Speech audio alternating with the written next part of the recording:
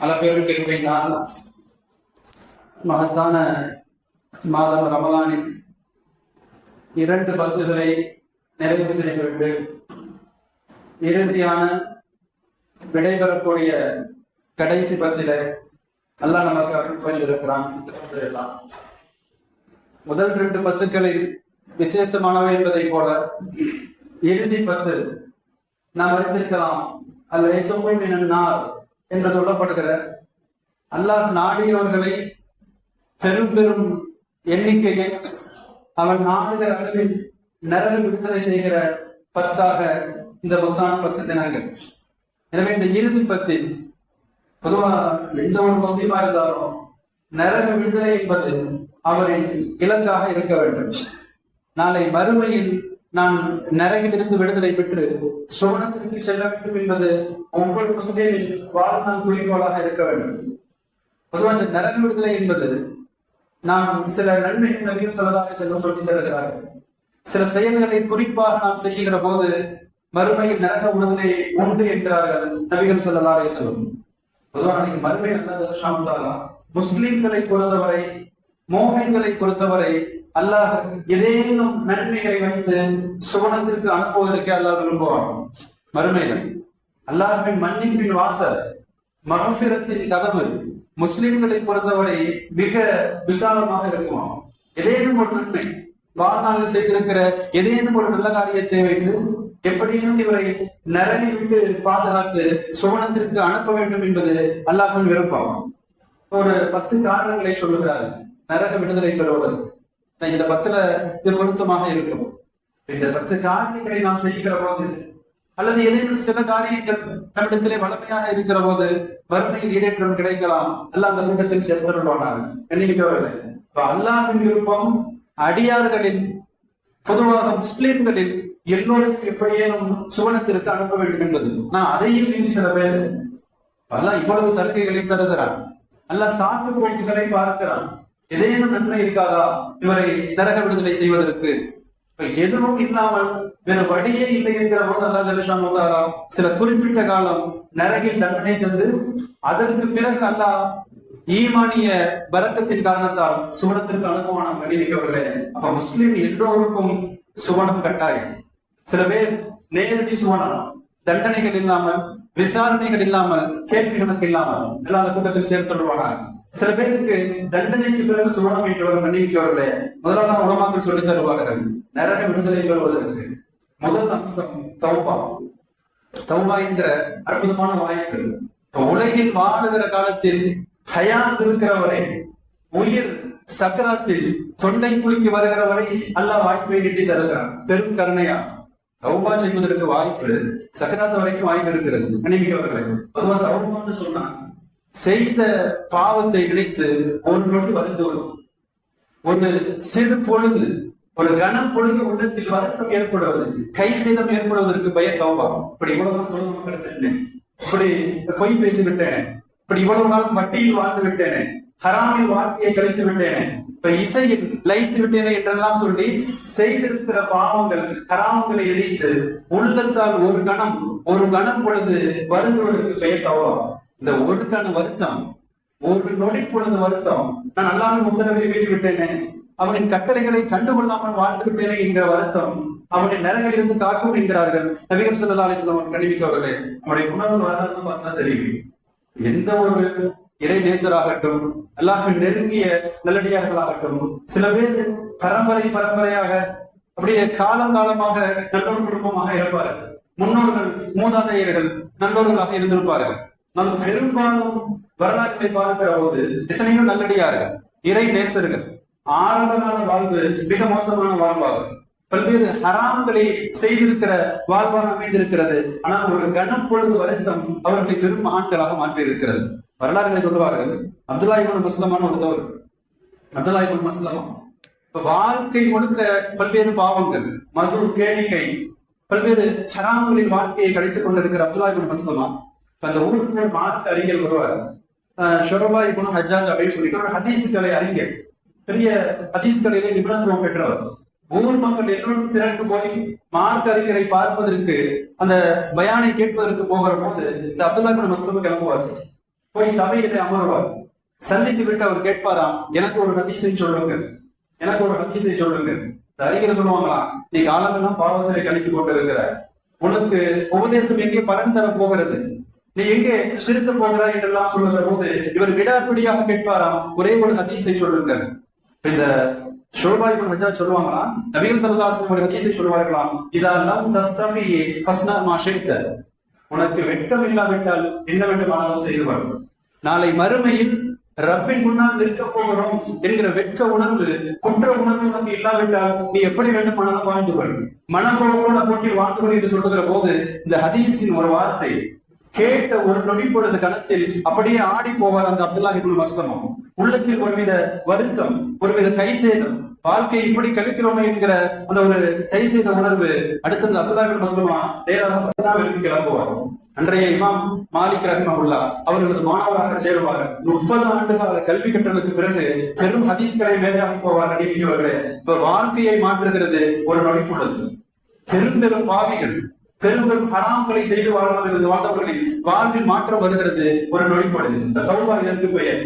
ஒரு செகண்ட் செய்த பாவத்தை நினைத்து உள்ளம் வருந்துவதற்கு பெயர். இந்த உணர்வு வந்துவிட்டால் நரக விடுதலை அவர்களுக்கு கொண்டு கண்டிப்பார்களே. யோசித்து பார்க்கிறோம். இன்னொரு இமாமை குறித்து சொல்லுவார், பிஷ்ருல் ஹாஃபி என்று. பெரும்பாலான நல்லோர்களின் வாழ்வு இப்ப இடையில் பெரும் மாற்றத்திற்கு உட்பட்டிருக்கிறது. காரணம் ஒரு நொடி பொழுது வருத்தம், உள்ளத்தில் ஒரு கனப்பொழுது கை செய்தல். இந்த பிஷ்ருல் ஹாஃபி அவங்க பெரிய ஒரு ஆன்மீக அறிஞர், சூஃபி வழியா வரக்கூடியவர், எல்லா நேரமும் இறை சிந்தனையை வாழக்கூடியவர். இவர்களது ஆரம்பகால வாழ்வு சொல்லிக்கொள்ற மாதிரிலாம் இல்ல. இந்த வார்த்தைக்கு இப்ப பெயருக்கு என்ன அர்த்தம் தெரியுமா? காலணி அணியாதவர் என்று பொருள். அரபில ஹாஃபின்னு சொன்னா காலணி அணியாதவர். பிஷ்ருல் மனிதர், காலம் முழுக்க காலணி அணியாத மனிதர் அவரது பட்ட பெயர். அவர் வரலாற்றை குறித்து சொல்லுகிறார்களாம், இவருடைய வாழ்வு மிக மோசமான வாழ்வாக போய்கொண்டிருக்கிறது. இந்த பிஷ்ருல் ஹாஃபியுடைய வாழ்வு. ஒரு இறை நேசர் ஊருக்கு வர்றாங்க. வந்த ஒரு அந்த பிஷ்ருல் ஹாஃபியுடைய வீட்டை கடந்து போகிற போது வீட்டின் அடிமை இடத்துல கேட்பாங்களாம், இந்த வீட்டுல யார் இருக்காங்க, சுதந்திரமான மனிதர்களா அல்லது அடிமைகளா? இந்த அறிஞர் கேட்கிறான். இந்த வேலைக்காரர் சொல்லுவாரா, ஏன்னா அந்த காலத்துல அடிமை முறை இருந்துச்சு. ஆனால் அந்த அறிஞர் கேட்டது, அல்லாஹ்வுக்கு யார் கட்டுப்படுகிறார்களோ அவர்கள் அடிமைகள், அல்லாஹ்வுடைய அடிமைகள், அல்லாஹ்வின் கட்டளைக்கு கட்டுப்படுபவர்கள். கட்டுப்படாமல் இருப்பவர்கள் அவர்கள் சுதந்திரமானவர்கள், மனம் போன போட்டில் வாழக்கூடியவர்கள். இந்த வீட்டில் இருப்பது யார் என்று கேட்கிற போது இந்த வேலைக்காரர் சொல்லுவாரா, இங்க இருப்பவர்கள் சுதந்திர மனிதர்கள், இஷ்டத்துக்கு வாழக்கூடியவர்கள், அல்லாஹின் கட்டளை எல்லாம் கண்டுகொள்ள மாட்டார்கள், அல்லாஹின் உத்தரவை எல்லாம் உதாசீனப்படுத்தக்கூடியவர்கள், சுதந்திர மனிதர்கள், மனம் போன போட்டில் வாழக்கூடியவர்கள் என்று சொல்லுகிற போது பேச்சு நடந்துகிட்டு இருக்கும். அந்த அறிஞருக்கும் அந்த வேலையாளருக்கும் உள்ளே இருக்கிற பிஷ்ருல் ஹாஃபிக்கு இந்த வார்த்தை காதில் விழும்.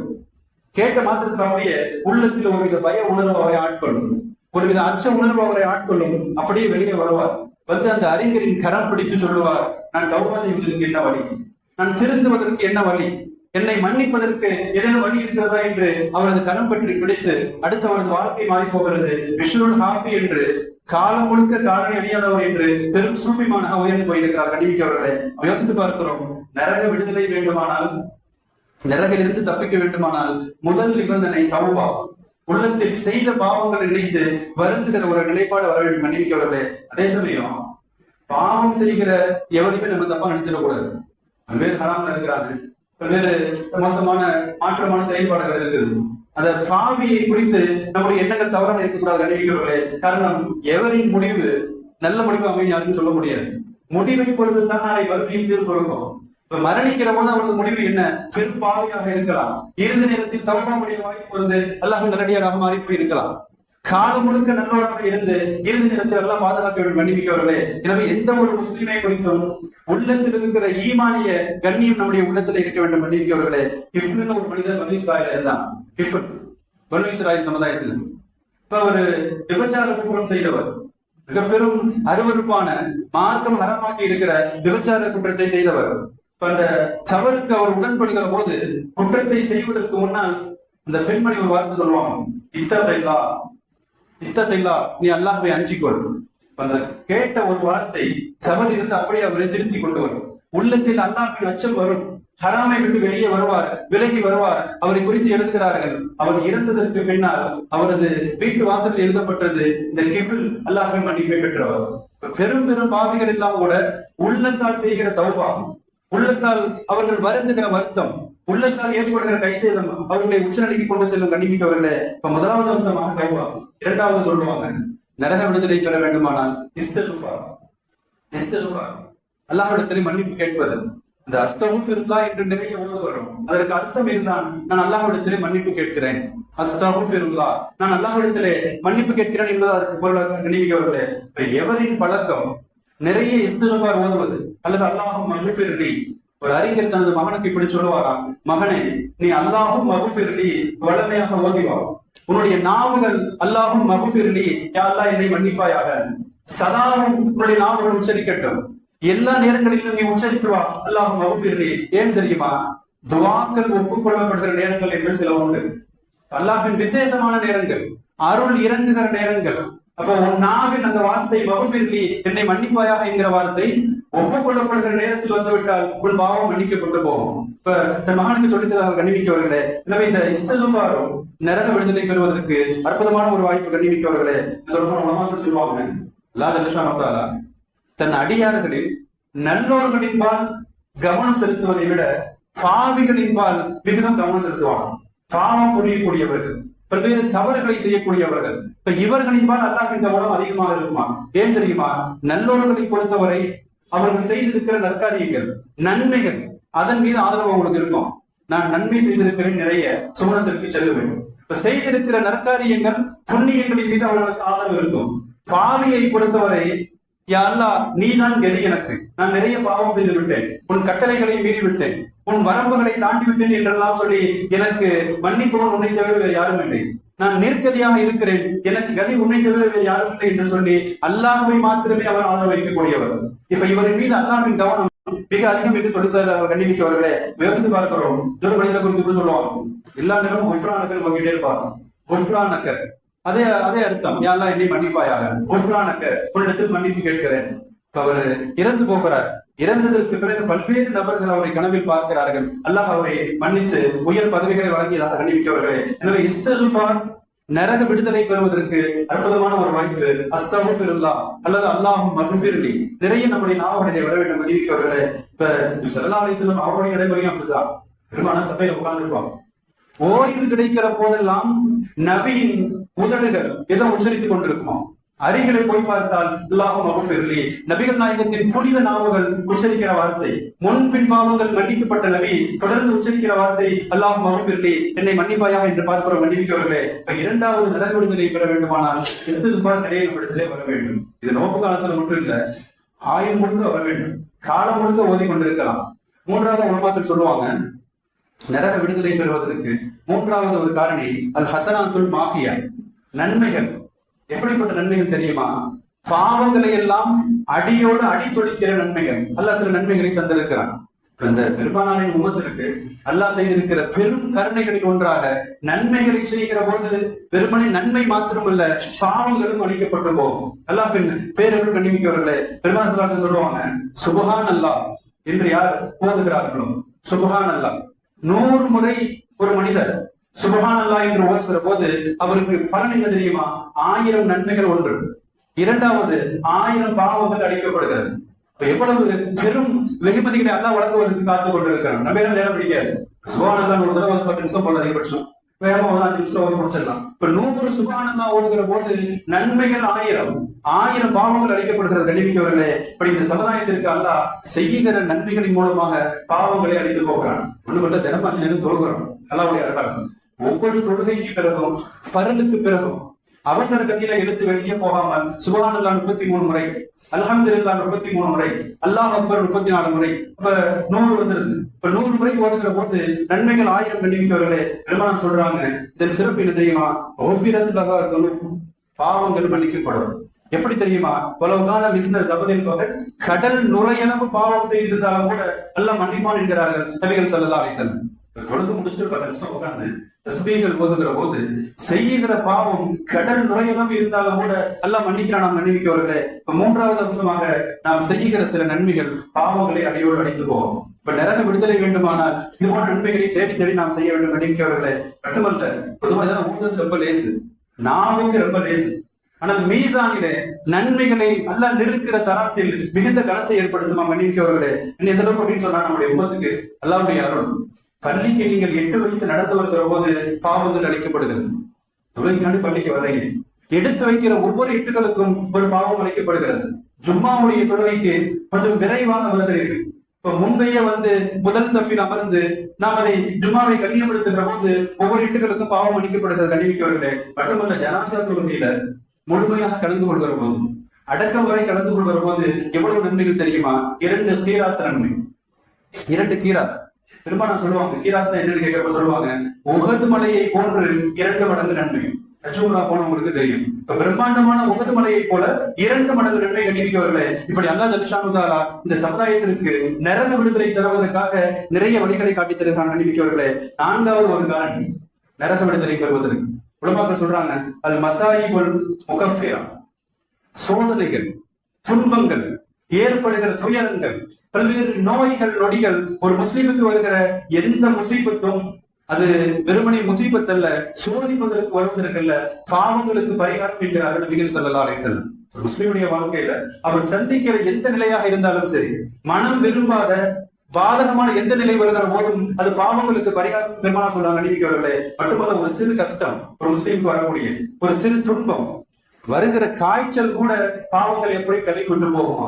காலில் தைக்கிற ஒரு சிறு முள் பாவங்களை மன்னிக்குமா? மன்னிக்கிறவர்களே, உள்ளத்தில் ஏற்படுகிற கவலை, வருத்தம், உடல் கலைப்பு உட்பட அத்தனையும் பாவங்களுக்கு பரிகாரம் என்கிறார்கள் நபிகள் ஸல்லல்லாஹு அலைஹி வஸல்லம். மன்னிக்கிறவர்களே, ஆனால் நம்முடைய முன்னோர்கள் காய்ச்சல் வந்துச்சு அப்படின்னு சொன்னா வரவேற்பாங்க.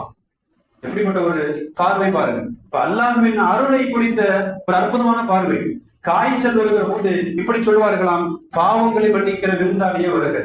ஏன்னா அவர்களுக்கு யக்கீன் இருந்துச்சு, நபியின் வார்த்தையின் மீது நம்பிக்கை இருந்தது. நிச்சயம் இந்த பாவங்களை அப்படியே அழித்து விட்டு போகும் என்று அவர் உடல் சரியில்லாத நிலைகளை வரவேற்கிற நிலைப்பாடுகளை பார்க்கிறோம். மன்னிக்கிறவர்களே, ஹதீஸிலேயே அவர்கள் என்ன சொல்லுவாங்க, ஒரு முஸ்லிம் உலக வாழ்வுல அடுத்தடுத்து சோதனைகள் வருமா, ஒன்று போனால் இன்னொன்று, அடுத்தடுத்து கஷ்டங்கள், துன்பங்கள் மாறி மாறி வந்து கொண்டு இருக்குமா. எதுவரை தெரியுமா? இவர் அல்லாஹ்வை சந்திக்கிற வரை. அப்ப அத்துணை துன்பங்களையும் தாங்கி கொண்டு, சோதனைகளை சகித்துக் கொண்டு, பொறுமையோடு இவர் வாழ்ந்து மரணிக்கிற போது, மறுமையில் அல்லாஹ்வை சந்திக்கிற போது ஒரு சிறு பாவம் இருக்காது என்கிறார்கள் நபிகள் ஸல்லல்லாஹு அலைஹி வஸல்லம். இப்ப மரத்திலிருந்து இலை உதிர்வதை போன்ற அத்துணை பாவங்களும், சோதனைகள், துன்பங்களுக்கு பின்னால் உதிர்ந்து போகுமா? கண்டிப்பவர்களே, இப்ப அல்லாஹ்வை சந்திக்கிற போது பாவச்சுமை இல்லாமல் சந்திப்பார், நல்லோட அல்லாஹ்வை சந்திப்பார். கண்டிப்பவர்களே, 3வது அம்சம் வருகிற சோதனைகள், துன்பங்கள், துயரங்கள் பாவங்களுக்கு பரிகாரமாக வருகிறது. கண்டிப்பவர்களே, யோசித்து பாருங்க, எத்தனை உலகமாக சொல்றாங்க அப்படின்னு சொன்னா, மறதி கூட ஒரு முஸ்லீமுக்கு பாவத்துக்கு பரிகாரமா. இன்னைக்கு பரவலாயிருச்சு, பச்சை பொருளை வச்சு தேடிக்கிட்டே இருக்க நேரமா, டூ வீலர் சாவியா இருக்கும், ஏதாவது முக்கியமான பொருளா இருக்கும், பாக்கெட்ல வச்சுக்கிட்டே பல மணி நேரம் தேடுறவங்களா இருப்பான்.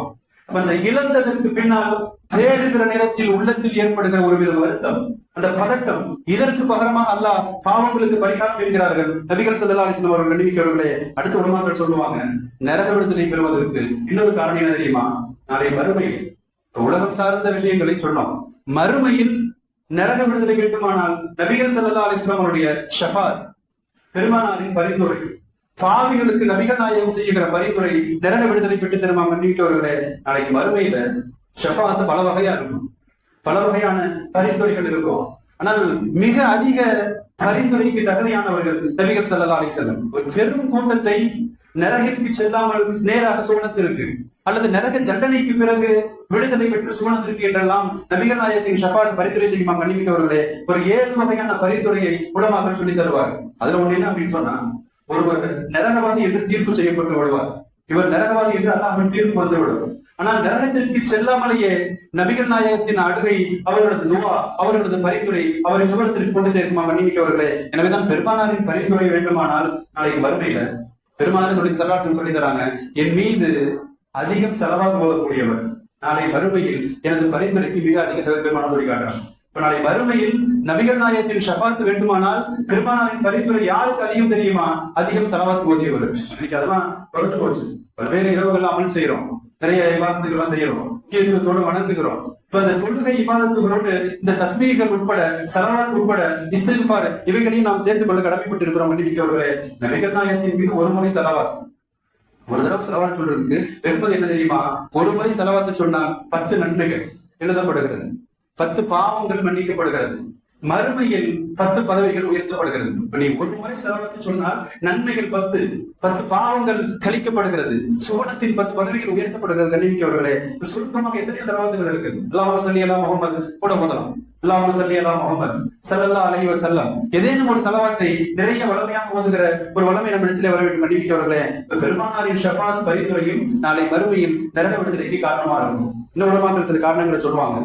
முஃமின்களின் துஆ, மோமின்களுடைய துவாவும் கூட இறந்தவர்களுக்கு நாளை மறுமையில் பெரிய பாவங்களின் காரணமா இருக்கும். கண்டிப்பாக இப்போ ஒரு முஸ்லீம் காலமெல்லாம் பாவம் செஞ்சுட்டாரு, பள்ளிக்கெல்லாம் வரவே இல்லை, தொழுகை இல்லை, எந்த அமலும் அவர்கிட்ட இல்லை, பாவியாக வாழ்வை கழித்திருக்கிறார். இப்ப இறப்பதற்கு முன்னால் தௌபாவும் இல்லை, அல்லாஹ்விடத்தில் மன்னிப்பும் இல்லை, பாவியாகவே மரணித்து விட்டார். உலமாக்கள் சொல்லி தராங்க, இவர் பெரும் பாவியாக அல்லாஹ்விடத்தில் போய் சேர்ந்தாலும் கூட இருப்பவர்கள் இவருக்காக செய்கிற துவாக்கள், செய்கிற இஸ்திக்ஃபார்கள், பாவ மன்னிப்புகள் நாளை மறுமையில் நரக விடுதலை காரணமா இருக்கும். மன்னிக்கிறவர்களே, சொன்னா அவருடைய குடும்பத்தார்கள் அல்லது அவருடைய நண்பர்கள் இவர்கள் செய்கிற துவாக்கள் சில கட்டத்துல மறுமையில சில மனிதர்கள் தகஞ்சு போயிடுவோம். மறுமையில் யாரெல்லாம் நான் நன்மைகளை ஒன்றும் செய்யவே இல்லையே, எனக்கு சூழத்தில் இவ்வளவு நீ பதவிகளை தருகிறார், நரக விடுதலை தந்திருக்கிறாய், இதற்கு நான் தகுதியானவன் இல்லையே, நான் பெரும் பாவியே என்று அல்லாஹ் தருகிற வெகுமதிகளை பார்த்து அப்படியே திகைத்து போவாரான். காரணம் கேட்டபோது பதில் வருமா? நீ விட்டு வந்த பிள்ளை சாலிகான பிள்ளை, ஒழுக்கமான பிள்ளையாக நீ வளர்த்து விட்டு வந்தாய், உன் இறப்பிற்கு பிறகு தொடர்ந்து அது துவா செய்து கொண்டிருந்தது, யாரெல்லாம் என் தந்தையை மன்னித்து விடு, என் தாயை மன்னித்து விடு. அது அழுது கண்ணீர் வடித்து உனக்காக கேட்ட துவா, உனக்காக கேட்ட மன்னிப்பின் பொருட்டால் உனக்கு இந்த பதவி என்று சொல்லப்படுமா? மன்னிப்பவர்களே, பெருமாள் சொல்லி தருவாங்க, இறப்பிற்கு பின்னாலும் கூட பலன் தருகிற 3 அம்சங்களில் ஒன்று சாலிகான குழந்தை. நல்ல குழந்தையை உங்களுக்கு வரும். ஒழுக்கமாக குழந்தையை விட்டு போவது பெற்றோரின் துவாவிற்கு காரணம். கணிவிக்கவர்களே, நரக விடுதலைக்கு காரணமாக இருக்கும். சிறப்பானவர்களே, யோசித்து பார்க்கிறோம். இன்னொரு கேட்டகரியும் சொல்றாங்க, நரக விடுதலை பெறுவதற்கு ஒரு மனிதர் நன்மை இல்லாம மௌத்தாயிட்டாரு, நன்மை ஒண்ணு பெருசா செய்யல, இப்ப இவர் இறந்ததற்கு பின்னால் இருப்பவர்கள் செய்யற ஈசால் சவா, அவருக்காக குரான் ஓதி அவரது பெயரால் அனுப்புறது, குரான் ஓதி ஹத்தம் பண்றது, அல்லது ஏழைகளுக்கு உணவு அல்லது காசு பணங்கள் தந்து வறியவர்களுக்கு உதவி செய்து நியத்து வைத்துக் கொள்வது, யாரெல்லாம் இந்த நன்மைகளை இன்னும் அதுக்கு சேர்த்துள்வாயாக, அல்லது குர்பானியுடைய நேரங்களில் அவர் பெயரால் குர்பானி கொடுத்து அந்த நன்மையை எத்தி வைப்பது, இப்படி நாம் செய்கிற ஈசால் சவா நன்மைகளை எத்தி வைப்பது நரக விடுதலைக்கு காரணமாக கண்டிப்பாக. ஆனால் அதற்கு நாள் கணக்கு இல்லை, இந்த நாள் வந்து செய்யணும் அப்படிங்கிற கணக்கில் சொல்லப்போன பெற்றோர்களை பொறுத்த வரைக்கும், இறந்துவிட்ட பெற்றோர்களை பொறுத்தவரை ஒவ்வொரு நாளும் நம்முடைய வாழ்வில் நினைக்காத நாளே இருக்கக்கூடாது என்கிற அளவிற்கு தினந்தோறும் துவாக்கள் செய்யப்பட வேண்டும். குறிப்பிட்ட நாட்கள் மட்டும் துவா செய்து போறதில்லை, ஒவ்வொரு தொழுகைக்கு பிறகு துவா செய்ய வேண்டும். இப்படி மனோர்களை பார்க்கிறோம். தேவபந்து மதரசா, யூபியில் இருக்கிற பெரிய மதரசா, பெரும் பெரும் உஸ்தாதுகள் காலை முதல் மாலை வரைக்கும் ஹதீஸ் பாடம் நடத்துவாங்க. மாலை பாடம் முடிந்து கிளம்புகிற போது நியத்து வைப்பார்களாம், யாரெல்லாம் இந்த நன்மையை பெற்றோருக்கு சேர்த்து விடுவாயாக.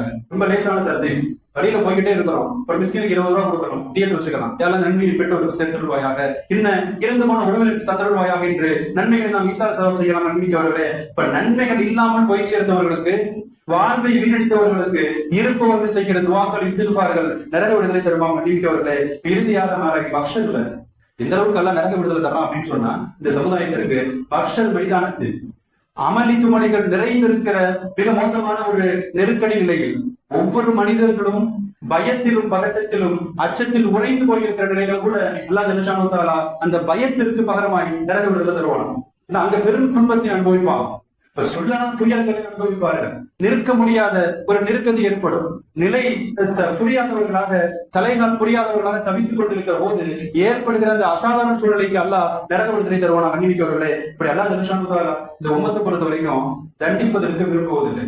காரணம், நபிகள் நாயகத்தின் உம்மத், முஸ்லிம்கள் பெயர் தாங்கி முஸ்லிம்களாக இருந்தாலும் கூட நன்மைகள் இல்லாத நிலைகள் கூட நாளை மறுமையில் அல்லாஹ் ஏதேனும் சாக்கு போக்குகளை வைத்து நரக விடுதலை தருவதற்கு அல்லாஹ் விரும்புவானாம். கண்டிப்பார்களே, அல்லாஹ் ரப்பே ரஹீமாக இருக்கிறார், பெரும் கருணையாளனாக இருக்கிறான், இந்த சமுதாயத்தின் மீது பெரும் ஞானம் உள்ளவனாக இருக்கிறான். அல்லாஹ் மன்னிப்பதை விரும்புகிறான். கண்டிப்பார்களே, சொல்லப்போன இந்த கடைசி 10 நாள் அல்லாஹ்வுடைய கிருபையால நிறைய நாம் அமல்கள் செய்யணும்.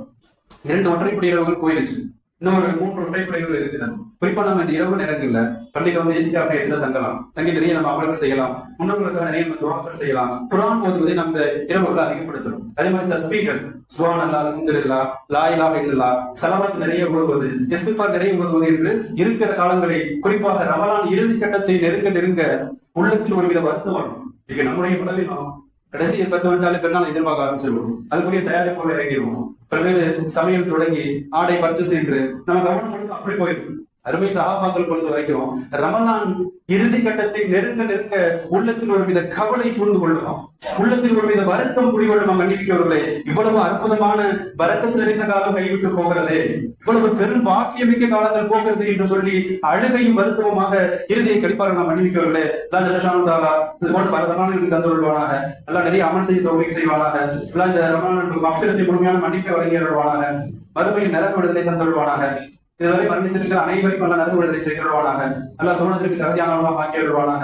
மாஹர் தவானா அல்ஹம்துலில்லாஹி ரப்பில் ஆலமீன்.